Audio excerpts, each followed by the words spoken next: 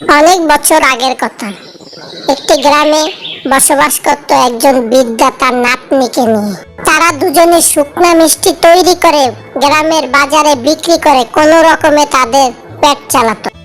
দাদিমা অনেক অসুস্থ। অনেকদিন বৃষ্টির কারণে মিষ্টিগুলো বাইরে শুকাতে পারিনি। যাই বাইরে, আজকে আকাশটা অনেক পরিষ্কার, রৌদ্র উঠেছে, মিষ্টিগুলো শুকাতে দিয়ে আসি উঠানে। সোনিয়া, ও সোনিয়া, তুই কোথায় গেলি? তোকে দেখতে পাচ্ছি না। এই তো দাদিমা, আমি উঠানে মিষ্টি রোদ্রে দিতে গেছি। কি হয়েছে তোমার? তোমার কি জ্বরটা বেড়েছে? না রে সোনিয়া, আমি ভালোই আছি। আজকে শরীরটা একটু ভালো লাগছে। তোর জন্য আমার চিন্তা হয়। ঘরে খাবার কিছু আছে, তুই কি খাবি? তুমি চিন্তা করো না দাদিমা, ঘরে ভাত আছে, আর ওই পুকুর পাড়ে কিছু কলমি শাক আছে, সেগুলো তুলে এনে ভেজে ভাত দিয়ে খাবো। ঠিক আছে সোনিয়া, শাক তুলে নিয়ে আস, আর সাবধানে যাস।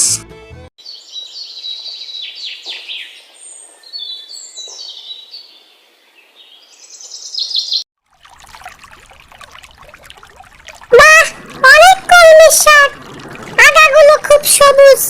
এগুলো তুলে নিয়ে আজকে কোনো রকম চালিয়ে নেওয়া যাবে। যাই শাকগুলো তাড়াতাড়ি তুলি। একই ব্যাপার, পায়ের সাথে মনে হয় কিছু লাগলো। দেখি তো, এটা কি লাগলো? এটা তো একটা পানের বাটা। এটা কি কেউ এদিকে পুঁতে দিয়েছে? দেখি তো খুলে, এটার ভিতরে কি আছে? ও, এটা তো একটা আয়না। যাক, এটা সাথে করে বাসায় নিয়ে যাই। দাদিমা, ও দাদিমা, এই দাদিমা, ওঠো, আমি তো আসছি কলমির শাক নিয়ে। কি হলো দাদিমা? তোমার গা তো জ্বরে পুড়ে যাচ্ছে। দাদিমা, তোর কি হয়েছে? এখন আমি কি করবো? দাদিমাকে কিভাবে ভালো করবো? কবিরাজ তো অনেক টাকা পায়। এখন তো কবিরাজ আর বিনা পয়সায় চিকিৎসা করবে না। দাদিমাকে এখন কিভাবে ভালো করবো? এটা পড়ে গেল। এটা তো একটা রূপার পয়সা। যাই, তাড়াতাড়ি কবিরাজের কাছে যাই। কবিরাজের পয়সা চাইলে রূপার পয়সা দেব। কবিরাজ কাকু, ও কবিরাজ কাকু, বাড়িতে আছো? কে ডাকাডাকি করে? ও সোনিয়া, কি খবর সোনিয়া, তুই আমার বাড়িতে? কবিরাজ কাকু, তুমি তাড়াতাড়ি আমার সাথে চলো, আমার দাদিমার অনেক জ্বর। আরে না না, আমি যেতে পারবো না। আমি আর বাকি চিকিৎসা করব না, আগের অনেক টাকা পাই। না কবিরাজ কাকু, তোমার বাকিতে চিকিৎসা করা লাগবে না, আমি টাকা দেব। হ্যাঁ, তুই টাকা দিবি, চল। টাকার কথা শুনে কবিরাজ যেতে রাজি হয়, আর সোনিয়ার সঙ্গে তার দাদিকে চিকিৎসার জন্য সে তাদের বাড়িতে যায়। শোন সোনিয়া, কাকিকে তো আমি দেখলাম, তার কোনো বড় সমস্যা নেই। অনেকদিন ঠিকমতো খাওয়া দাওয়া করে না, তো তার জন্য সে জ্ঞান হারিয়ে ফেলেছে। এই নে, ওষুধগুলো খাওয়ালে ঠিক হয়ে যাবে, কিছুদিনের মধ্যেই সে সুস্থ হয়ে যাবে। এই নাও কবিরাজ কাকু টাকা।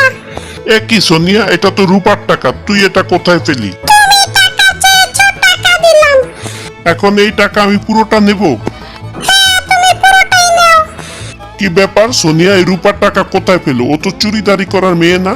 যাকগে, আমি যাই। সোনিয়ার দেওয়া রূপার টাকা নিয়ে কবিরাজ তার বাড়িতে চলে গেল। এরপর দেখতে দেখতে অনেকটা দিন কেটে গেল। আস্তে আস্তে সোনিয়ার দাদিমা সুস্থ হয়ে উঠল। এখন প্রতিদিনই পানের বাটা থেকে একটি রূপোর টাকা বের হয়। আর এই রূপোর টাকা দিয়ে সোনিয়া বাজার থেকে চিনি, ময়দা, দুধ কিনে এনে আরো বেশি বেশি শুকনো মিষ্টি তৈরি করে বাজারে বিক্রি করে। এখন সোনিয়াদের সংসারের অভাব অনটন অনেকটাই কেটে গেছে। প্রতিদিনই পানের বাটা থেকে একটি রূপোর টাকা বের হয়। দেখি তো, পানের বাটাটা একটু খুলে। পানের বাটার ভিতরে তো কোনো টাকা পয়সা নেই। আয়নাটা তো অনেক ময়লা হয়ে গেছে। আয়নাটা একটু মুছে পরিষ্কার করে দেই। দেখি, এটা কার ছবি? কে গো তুমি এই আয়নার ভিতরে? আমি আসছি পরি। পরি রাজ্যের ছোট ছোট পরিদেরকে আমি জাদু হাসি আনন্দ করে আমার জীবন পার হচ্ছিল, হঠাৎ এক দুষ্ট জাদুকর এসে আমার সাথে ছলনা করে আমার জাদুর কাঠিটা কেড়ে নিয়ে আমাকে এই পানের বাটায় বন্দি করে দেয়। হো হো হো, কি আনন্দ! আমি এখন পৃথিবীর সবচেয়ে বড় জাদুকর। এই আরশিপরির জাদুর কাঠি আমার জাদুর লাঠির ভিতরে এনে রেখে এখন আমি সবচেয়ে বড় জাদুকর হয়ে গেছি। এখন আমাকে আর কেউ মারতে পারবে না। হো হো হো।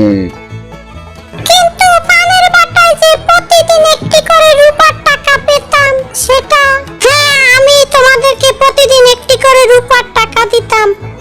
জাদুকর আমার জাদুর কাঠি কেড়ে নিল, আমার সব শক্তি কেড়ে নিতে পারে না। সামান্য কিছু শক্তি অবশিষ্ট ছিল, সেটা দিয়ে আমি এতদিন তোমাদেরকে সাহায্য করে গেছি। এখন তুমি পাও আমাকে এই আয়না থেকে মুক্ত করতে। কিন্তু কিভাবে? তুমি পারবে। জাদুকর যেভাবে ছলনা করে আমার কাছ থেকে জাদুর কাঠি ছিনিয়ে নিয়েছে, সেভাবে তুমি ছলনা করে জাদুকর থেকে জাদুর কাঠি ছিনিয়ে এনে আমার এই আয়নায় স্পর্শ করলে আমি আবার সেই আরশিপরিতে রূপান্তরিত হয়ে যাব, আবার পরিরাজ্যে ফিরে যেতে পারব। দেখি বলতে বলতে জাদুকর ছদ্মবেশে তোমাদের উঠানে এসে হাজির হয়েছে। যাও যাও, তাড়াতাড়ি যাও সোনিয়া। আমার মনে হয় এই বাড়িতে আমার জিনিসটা আছে। ওই যে একটা মেয়ে এদিকে আসছে। কে গো তুমি দাদু ভাই? তোমার কি চাই? না না দিদি ভাই, আমার কিছুই চাই না। আমার একটা পুরনো জিনিস মনে হয় এদিকে হারিয়ে গেছে, তাই আমি খুঁজছি। তুমি কি পেয়েছো? কি সেটা দাদু ভাই? আমার পুরনো একটা পানের বাটা, সেটা আমি খুঁজে পাচ্ছি না। তুমি কি পেয়েছো? না দাদু ভাই, আমার মনে পড়ছে না। আমার যদি মনে পড়ে তাহলে তোমাকে বলবো। একই, তুমি তো পড়ে যাচ্ছিলে। এসো এসো আমার সাথে, তুমি এখানে বসো। লাঠিটা ওই পাশে রেখে আমি তোমার জন্য পানি নিয়ে আসছি। আচ্ছা দাদু ভাই, আমি লাঠিটা রেখে বসি, তুমি একটু পানি নিয়ে আসো আমার জন্য। এই না না, দুষ্ট মেয়ে, তুমি আমার লাঠি নিয়ে কোথায় যাচ্ছ? না, তুমি এই কাজ করো না। ও, এটা কি হলো? আমার এত বড় সর্বনাশ করলো এই দুষ্ট মেয়েটা। কাতান জাদুকর, তোর সাথে ঠিক করাই হয়েছে। এই মেয়েটা ঠিক কাজই করেছে। তুই এভাবে ছলনা করে আমার কাছ থেকে জাদুর কাঠি নিয়ে অনেক ক্ষতি করেছিস। আজ তোর কোনো শক্তি নেই। আমি আবার সেই আরশিপরিতে রূপান্তরিত হয়েছি। আমি এখন পরিরাজ্যে ফিরে যাব। তুই আর আমার কোনো ক্ষতি করতে পারবি না শয়তান জাদুকর। এইভাবে সোনিয়ার বুদ্ধির কারণে শয়তান জাদুকরের হাত থেকে আরশিপরি মুক্ত হয়ে তার পরিরাজ্যে ফিরে